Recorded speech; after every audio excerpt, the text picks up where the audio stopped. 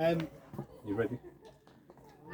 Playing football for a very long time. For you play football at very high levels, as far as I know, and people always expect you as a football player.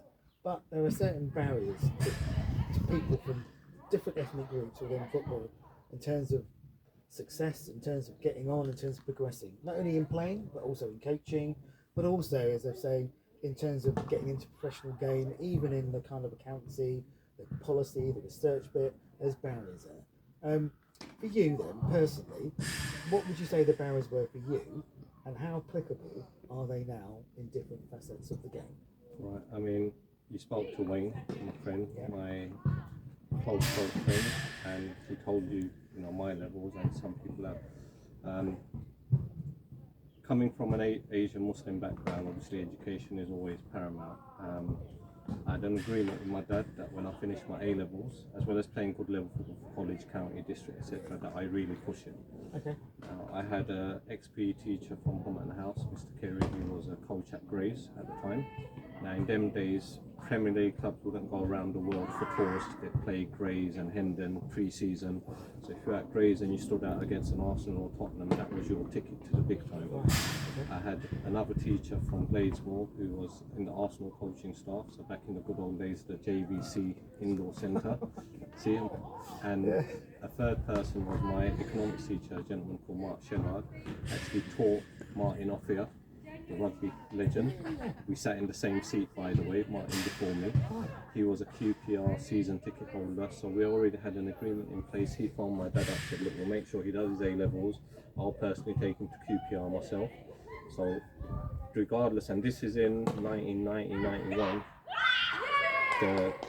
and then 92, 93, society was a lot less tolerant and understanding than it is now. I had everything I felt to progress. Physically I was strong, so I was pretty much the size I was from 12, 13 years old, so I was always more bigger, stronger than my peers.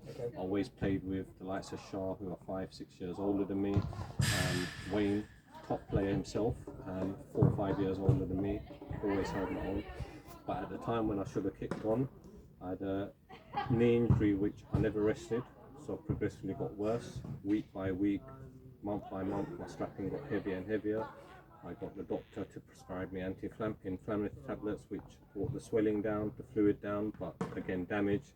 By the end, when I started training with Grays for pre-season, I was wearing a support with metal hinges. So the damage I was doing to my knee was very bad, but I kept going, so I never had the education to look after my body as we do now with our players. And also I never applied myself when I really should have. I had other things that took my attention away. So there was no issues about me being Asian. Yeah, throughout my school football and county football, I was the only Asian in the whole league, in the whole county, but parents from the opposition called me Gandhi, even had chilies thrown at me, so like John Barnes had bananas, I had chili. My attitude was, well, if you've got a problem with my colour, that's your problem. I'm here to play football, and also I'm going to play that good that when I come off, you're going to have to applaud me, and I'll come over, shake your son's hand, and come and shake your hand as well to rub it in. So it was never an issue about I never made it because of my colour or my faith or anything else. It was because the time I really should have moved on. I had years, Jeff, of doing weights, sprinting with a running partner who was a natural athlete to help me get to the levels where I could play with Wayne, who was an amazing footballer himself, 4 years older than me. So if I'm 12 and I'm playing side by side with a 16-year-old, it tells you, but it had nothing to do with it. Okay, interesting, because that has always been a kind of case where Asians can't play football. All that documented research is saying that there are certain barriers to the Asian player coming through, and once one broke through, a lot of people would.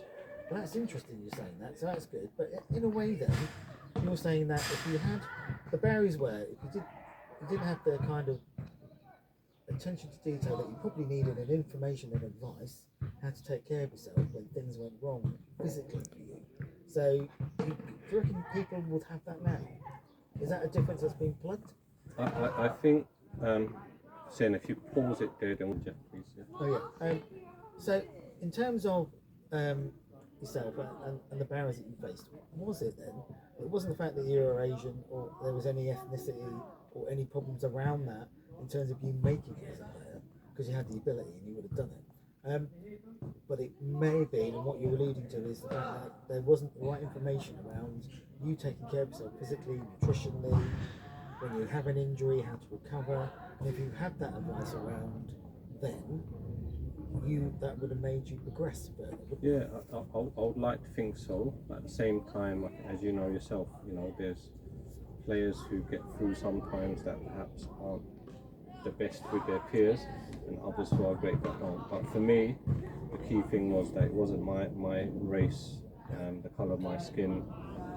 That had absolutely nothing to do with it. I got over that from a young age. Again, people like Wayne that I played with, they felt I got racially abused. They would come on the front line and back me up and fight for me. So I was very lucky. I had very, very good friendship groups, good people, good teachers. I left home in the house, and 3 years later, my PE teacher, even though I went to another school, was still there. Yep, when you're ready to come Grays, Sab, my midfield dynamo, I'm ready for you. When I went to Grays, first thing he done, introduced me to all the coaches. This is Sab, he's my boy, he's this. So I had that, and that's, even in this day and age, would be a difficult thing to do. So in 1993, to have a teacher that, and at that level, it was very different then as well. So again, nothing to the colour. And similarly, when I worked at Leyton Orient and in that environment, colour had nothing to do with it.